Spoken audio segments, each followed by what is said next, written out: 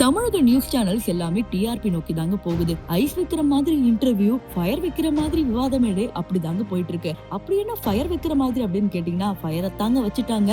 ஒவ்வொருத்தர் மண்டையும் உடைச்சதும் இல்லாம ரத்தம் சொட்ட சொட்ட அடிச்சு வச்சிருக்காங்க. அது என்னன்னு தெரிஞ்சுக்கணும்னா இந்த வீடியோ ஃபுல்லா பார்க்கணும். காரைக்குடியில இருக்கிற திருப்புவனம்ல பாத்தீங்கன்னா ஒரு பொது நிகழ்ச்சிங்க. இது கண்டிப்பா ஒரு விவாத மேடை தான். தொண்டர்கள் ஆரவாரம் செய்வாங்க, கத்துவாங்க, கூச்சலிடுவாங்க, கை தட்டுவாங்க. இதெல்லாம் ரொம்ப நார்மல். அதுல இடுப்புவனம் கார்த்திக், இவரு நாம் தமிழர் கட்சியை சார்ந்தவர்.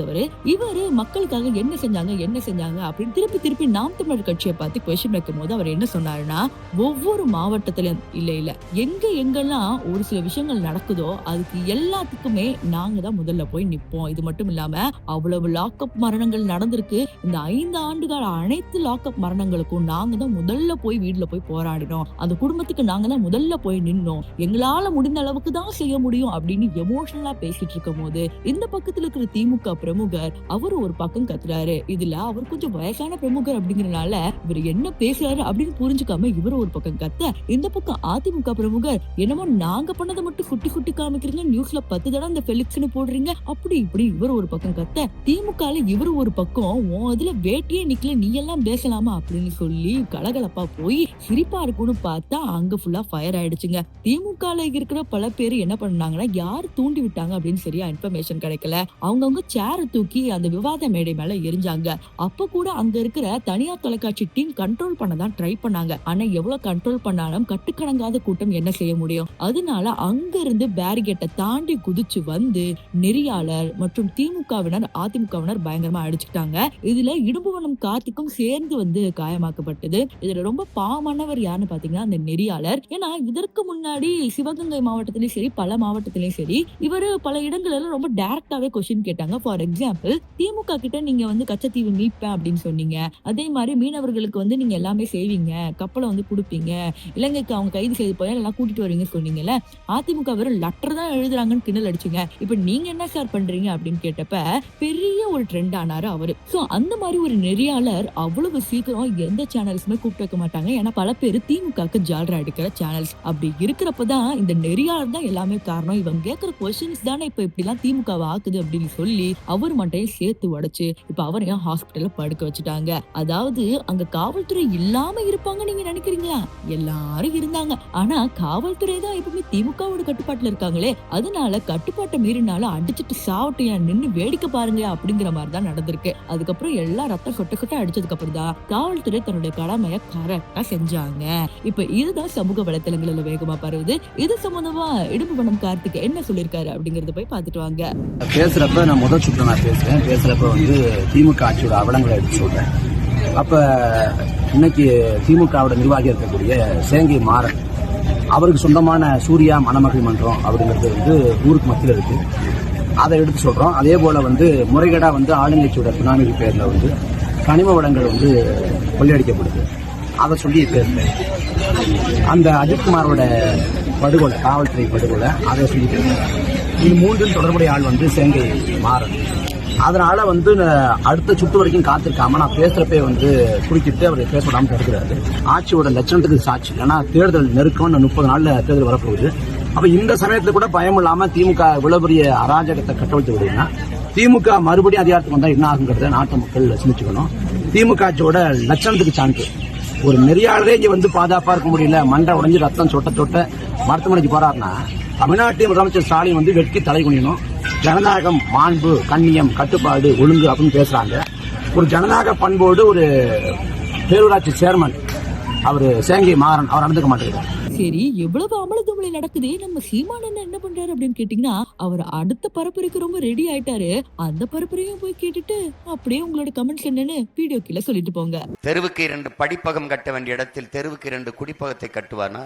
கணக்கில்லாத போதைப் பொருள்களை தன் தாய் நிலத்திலே கட்டவிழ்த்து விடுவானா? அடுத்த தலைமுறை பற்றி சிந்திப்பவன். இங்கே வெறும் செய்தி அரசியல் தான். நாங்கள் செப்டம்பர் 16ஆம் தேதி குடும்ப தலைவிக்கு 1000 ரூபாய் கொடுக்க போகிறேன் என்பதை ஜனவரி 1ஆம் தேதியிலிருந்து விளம்பரம் செய்வார்கள். ஒவ்வொரு திட்டத்தையும் பல 100 கோடிகளுக்கு மேலே முதலீடு செய்து விளம்பரம் செய்வார்கள். அதுதான் செய்தி அரசியல், விளம்பர அரசியல். சேவை அரசியல் என்பது இங்கே இல்லை, செயல் அரசியல் என்பதும் இல்லை. அது தேர்தல் வரும்போது மட்டும் மாணவர்களுக்கு 30 லட்சம் பேருக்கு மடிக்கணினி கொடுக்க காரணம் என்ன? அது போன ஆண்டு கொடுத்திருக்க கூடாதா? இல்ல அதற்கு முந்தின ஆண்டு கொடுத்திருக்க கூடாதா? அப்படி கொடுத்திருந்தால் அது மக்கள் அரசியல். தேர்தல் வரும்போது கொடுத்தால் அது தேர்தல் அரசியல். போன பொங்கலுக்கு 1000 கொடுக்காது, இந்த பொங்கலுக்கு மட்டும் 3000 கொடுத்தால் அடுத்த மாதம் தேர்தல் வரப்போகிறது.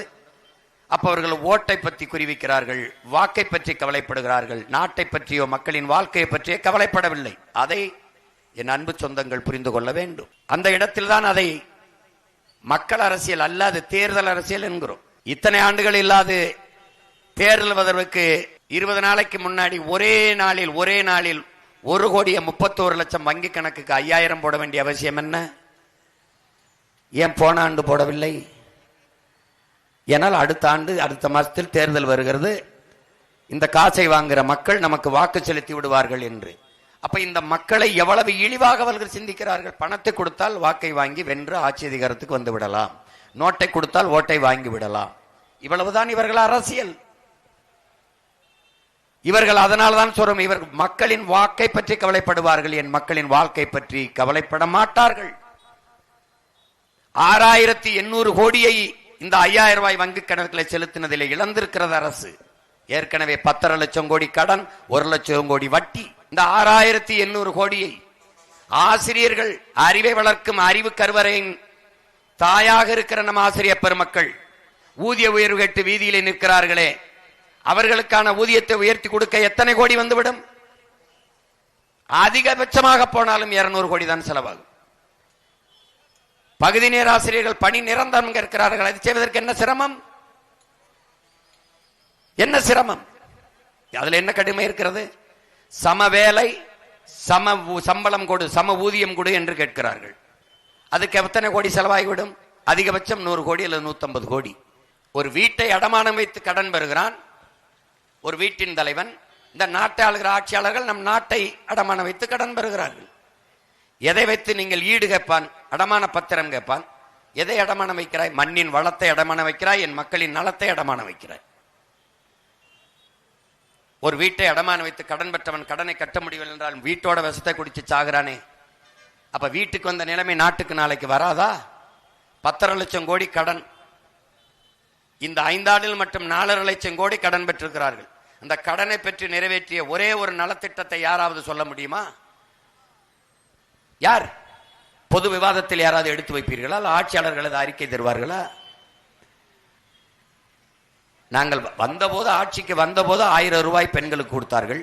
இறங்கும் போது அடுத்த ஆட்சிக்கு வந்தால் 2000 கொடுக்கிறோம் என்கிறார்கள். இதுதான் வளர்ச்சியா? 1000 ரூபாய் கொடுத்தால் ஒரு நாளைக்கு 30 ரூபாய் வருது. மாசம் 1000 ரூபாய் கொடுத்தார். 30 ரூபாய் கூட எங்க அம்மாவால சம்பாதித்துக் கொள்ள முடியாத ஏழ்மை வறுமையில் ஏன் வைக்கிற? ஒரு நாளைக்கு 300 ரூபாய் ஈட்டிக் கொள்கிறவர்களுக்கு வேலை வாய்ப்பையும் வருவாய் பெருக்கத்தையும் ஏற்படுத்தாத நீ என்ன ஆட்சி நடத்துற? என்ன ஆட்சி நடத்துற? ஒரு இட்லியே 30 ரூபாய் ஆயிடுச்சு. 30 ரூபாய்க்கு என்ன பண்ண முடியும்? 2 குடுவை தண்ணீர் வாங்கினா எவ்வளவு? அப்ப என்ன மாதிரி நிர்வாகம், என்ன மாதிரி ஆட்சி முறை?